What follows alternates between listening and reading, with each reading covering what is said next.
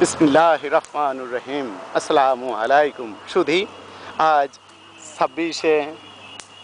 ছাব্বিশে জুলাই, 27শে রমজান, রোজ শনিবার। আমরা পাংশা এবং রাজবাড়ির মাঝখানে, চান্দিনার আশেপাশে। এটা হচ্ছে, আমরা এখন পাটের উপরে প্র্যাকটিক্যাল আমার ছেলে মেয়েকে শেখানোর জন্যে।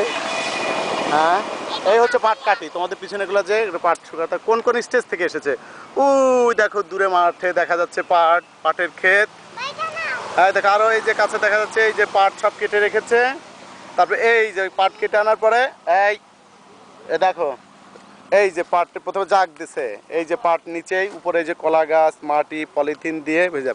তারপরে এই যে ওই জায়গা পাট থেকে এই যে ভাইয়া আঁশ ছাড়াচ্ছে। ঠিক আছে, আঁশ ছাড়াচ্ছে, দেখেছো কত সুন্দর করে। ওই যে আঁশ ছাড়াচ্ছে, দেখো আঁশ ছাড়ানোর পরে ওই যে পাশে এই যে পাট কাটি ওইগুলাই, এই যে ওইগুলাই কিন্তু এই দেখো শেফা, এই যে এইগুলাই যেইভাবে শুকাইতে দেবে, এগুলা থেকে পরে জ্বালানি হবে রান্নাবাটার কাজে গ্রামের মা বোনদের, প্লাস ঘর বানাই ওই বেড়া। এই দেখো এই যে চালে চালে রাখছে, দেখছো। তারপরে এটা বাসায় বাড়িতে নিয়ে গিয়ে শুকাবে, বাসায় নিয়ে গিয়ে শুকাবে, বুঝেছো সেবা? ওইটা নিয়ে গিয়ে শুকাবে।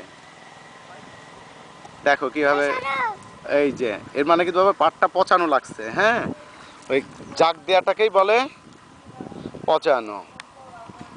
তারপরে এই যে পাটকাঠিগুলো শুকাবে, এই যে পাট নিয়ে গিয়ে শুকাবে। তারপরে যখন শুকায় একেবারে সোনালি আঁশ হবে, গোল্ডেন ফাইবার, তখন হাটে নিয়ে গিয়ে বিক্রি করবে 1000 টাকা মন, 1500 টাকা মন, 2000 টাকা মন, পাটের কোয়ালিটি দেখে। ধরো হ্যাঁ, করতে থাকো, দেখি করতে থাকো।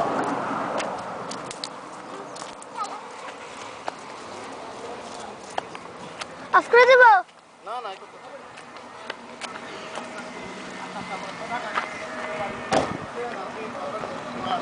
ভাই, অর্ধেক রাস্তা যাওয়ার পরে তেল বন্ধ হয়ে গেছিল, আমি তেল ভরে নিয়ে আসলো।